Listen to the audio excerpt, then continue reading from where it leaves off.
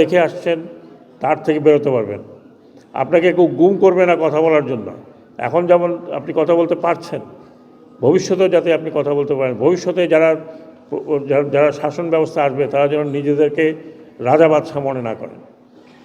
মোদ্দা কথা এইখানেই।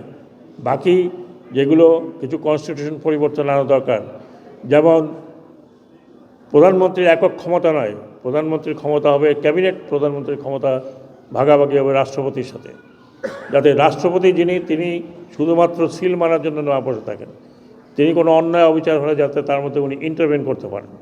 এখন রাষ্ট্রপতির কাছে হাজার গিয়ে ধর্ণা দিলেও উনি কিছু করতে পারেন না, ওনার কোনো ক্ষমতাই নেই।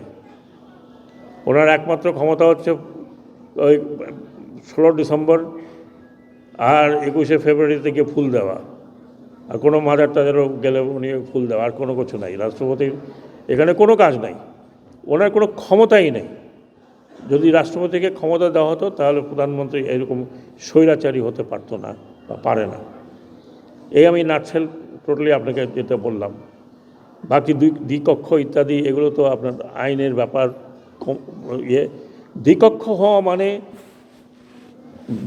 হওয়া মানে তার উপরে যে আমাদের যে পার্লামেন্ট হবে, পার্লামেন্টের উপরে একটা চেক, যে যা খুশি সেই ধরনের বিল তৈরি করতে পারবে না যতক্ষণ পর্যন্ত দ্বিকক্ষে এটা পাস না হয়। ধন্যবাদ। আর কেউ বলছেন না, কে যেন ওখানে লাফ দিয়ে ওঠেন।